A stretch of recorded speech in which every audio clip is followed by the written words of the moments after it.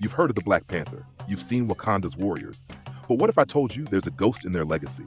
A forgotten name whispered in the shadows, not king, not hero, not even Wakandan by birth, but feared, respected, exiled. They called him the White Wolf. But here's the twist. The White Wolf in the comics is nothing like the one in the MCU. So who is the real White Wolf? What's his connection to T'Challa? And why might Marvel be saving him for something much bigger? Let's dive in. The story begins with a plane crash. A foreign aircraft falling from the sky lands just outside the borders of Wakanda. Among the wreckage, a child. His name was Hunter. And while Wakanda has always guarded its borders fiercely, King T'Chaka, T'Challa's father, makes a rare exception. He adopts the orphan as one of their own. But Wakanda never truly accepted him. He looked different. He was different. While Wakandans worshipped Bast and followed ancient customs, Hunter was an outsider, culturally and racially. Despite growing up alongside T'Challa, there was always a wall between them, and Hunter knew it. He poured himself into combat, strategy, espionage. He became one of the most dangerous men in Wakanda, eventually earning the title White Wolf and rising to command the Hattusili, Wakanda's secret police. Now let's pause right there, because the Hattusili aren't your average Black Ops unit. They're judge, jury, and executioner. Think CIA meets Wakandan vibranium tech with zero moral restraint. Torture, espionage, political sabotage. Nothing was off limits under Hunter's leadership. But when T'Challa took the throne, he saw the Hattusili for what they truly were, a threat to Wakanda's soul. T'Challa disbanded them immediately. Hunter saw it as betrayal. Exiled, bitter, and stripped of his purpose, Hunter fled Wakanda with his loyal agents. From that point on, he became a wild card in the Marvel Universe, sometimes helping Wakanda, sometimes working against it. He's teamed up with Hydra, crossed paths with Deadpool, and even operated with Namor and Doctor Doom in different storylines. But his obsession always circles back to one thing: T'Challa. He doesn't just envy him, he resents him. Hunter believes he could have been the perfect protector of Wakanda, if only he'd been born on the right side of the border.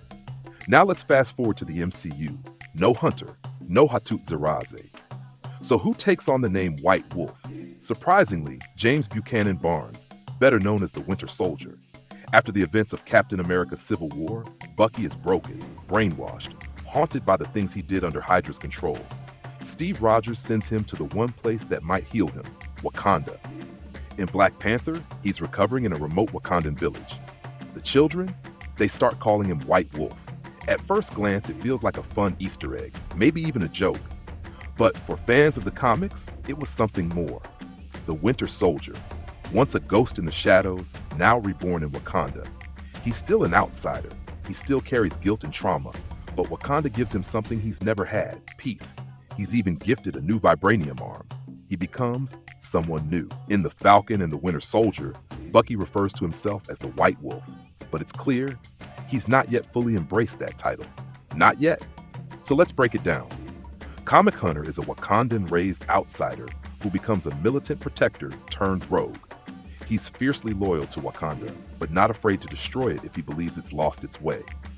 MCU Bucky is a global assassin turned refugee, searching for redemption.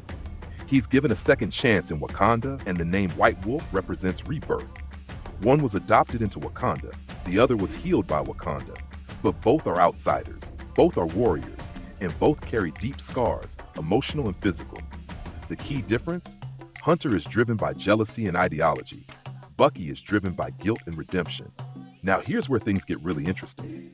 In the comics, Hunter eventually returns. He aligns himself with dark forces. Sometimes he wages psychological war on T'Challa. Other times he tries to replace him. So here's the big question. Could Hunter still be introduced into the MCU?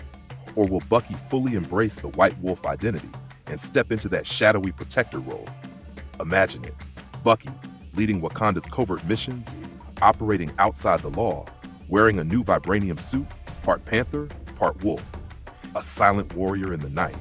Or what if a twist reveals that Hunter does exist, and the real White Wolf wants his title back? Now that would be war. Two men, one name. In the comics, the White Wolf is a threat to Wakanda's future. In the MCU, he might just be its unexpected guardian. So the question remains, is the White Wolf a symbol of redemption or of rebellion? Let us know what you think. Should the MCU bring in Hunter as a rival to Bucky? Or should Bucky become the White Wolf we never saw coming? Either way, the White Wolf isn't done yet. Not by a long shot. Don't forget to like, subscribe, and tap that notification bell for more deep dives into the Marvel Universe, right here on Wakandian Whispers.